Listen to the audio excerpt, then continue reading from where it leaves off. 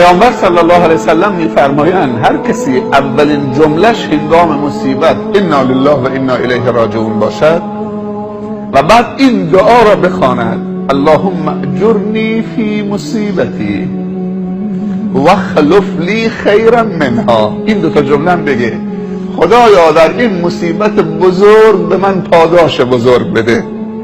پاداش بزرگ در مقابل چیه؟ در مقابل صبر بزرگ. این دو تا جمله باید اضافه بکنید. اللهم اجرنی فی مصیبتی، خدایا به من اجر بده توی مصیبتم، من صبر کردم، هیچی نگفتم، نه یقه پاره کردم، نه مومو پریشون کردم، نه جیغ زدم، نه گریه های با صدای بلند، نه خاک تو سرم ریختم. واخلف لی خیرا منها، و خدایا این چیزی که از من گرفتی بهتر جایگزینش کن.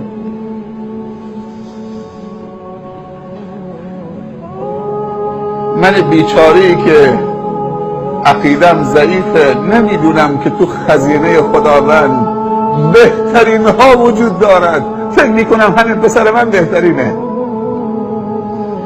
فکر میکنم که همسر من بهترینه، فکر میکنم مادر من بهترینه، خواهر فکر میکنه شوهر خودش بهترینه. من یه مثال میزنم همه تصدیق میکنید که بهترین ها نزد خداست. پیامبر صلی الله علیه و سلم میفرمایند هر کسی بگه انا لله و انا الیه راجعون اللهم اجرنی فی مصیبتی، به فارسی بگید اشکال نداره، واخلف لی خیرا منها، خدایا من به خاطر تو صبر میکنم، به من اجر بده. خدایا چیزی که از من گرفتی مال خودته، اختیارش داری، بهتر تو خزینه تو هست، بهتر به من بده. پیامبر صلی الله علیه و سلم میفرماید هر مسلمانی و مؤمنی که لحظه ورود خبر مصیبتی این سه تا جمله رو بگه خدا در دنیا عوضش چند برابر به او بهتر میده، آخرت که بماند، اونجا که دیگه بیت الحمده، قصر حمده، خانه شکر برات درست میکنن. ام سلمه اسم شنیدید؟ امهات المؤمنین. یکی از امهات المؤمنین ام سلمه هست، یکی ام المؤمنین عایشه هست، یکی ام المؤمنین خدیجه هست، یکی ام المؤمنین حفصه هست. این سه تا که زیاد شنیدید. یکیشون ام المؤمنین سلمه هست، ام سلمه. این میگه من این حدیث و توصیه از پیامبر شنیده بودم تا اینکه ابو سلمه شوهرم فوت کرد. میگه من این حدیث رو تجربه کردم. میگه شوهرم ابو سلمه فوت کرد. دو تا جمله اول گفتم، جمله سوم نمیتونستم بگم. چقدر راحت داره صحبت میکنه. میگه جمله اول گفتم انا لله و انا الیه راجعون اللهم اجرنی فی مصیبتی، رسیدم به جمله سوم نمیتونم بگم خدایا بهتر از ابو سلمه به من بده.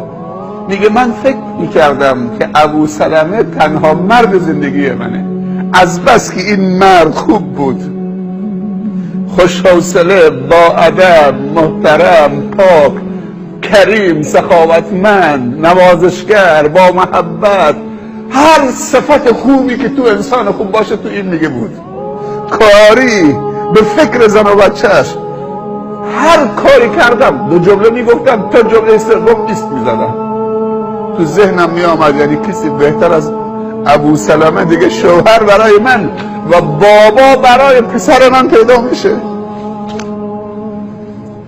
ولی یه لحظه فکر کردم که خیر در اون چیزی که پیامبر صلی الله علیه و سلم گفته. این وسواس شیطانی است. بر خودم پیروز شدم. یک دفعه گفتم، بعد از که این همه کلنجار رفتم با خودم، یک دفعه گفتم که واخلف لی خیرا منها، خدایا بهتر از ابو سلمه به من بده. دیگه راحت شدم. مثل این که یک بار سنگینی رو دلم بود، تا همین که این جمله رو گفتم سبک شدم. میگه بعد از مدتی صدای حلقه دروازه خونه آمد، تق تق تق. در که باز کردم قاصدیه. قاصد کی هست؟ من قاصدم از طرف رسول خدا صلی الله علیه و سلم، خواستگاری ام سلمه. حالا چی میگی؟ میگه جا خوردم. یه بار دیگه بگو.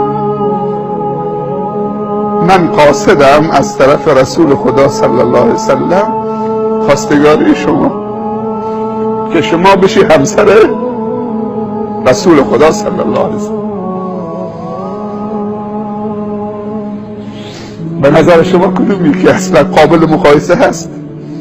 ابو سلمه با رسول خدا قابل مقایسه هست؟ آن محمد که احمدش خوانند، نور چشم دو عالمش خوانند. محمد صلی الله علیه و سلم تا جایی رفت، 10 تا ما معراج داریم، 10 تا معراج، 7 طبقه آسمان، 7 تا معراج رفت. سقف آسمان هفتم بهش میگن سدرة المنتهی. این معراج هشتم بعد از سدرة المنتهی مقام قلم، بعد از مقام قلم عرش خدا. جبرائیل تا آسمان هفتم رفت، 3 تا دیگه نرفت. گفت اگر 1 قدم جلوتر بیام اینجا حد و حدود منه. نور الهی بالهای من رو ذره ذره میکنه. از اینجا دیگه باید خودت تنها برید. جبرائیل 7 تا معراج رفت، پیامبر صلی الله علیه و سلم 10 تا معراج رفت. حالا پیامبر صلی الله علیه و سلم آمده خواستگاری ام سلمه، همون که با خودش فکر میکرد که بهتر از ابو سلمه است، نمیتونم بگم. و آخر گفت بعد از این که ام سلمه بود، مادر سلمه بود، شد ام المؤمنین. کدومی که بهتره؟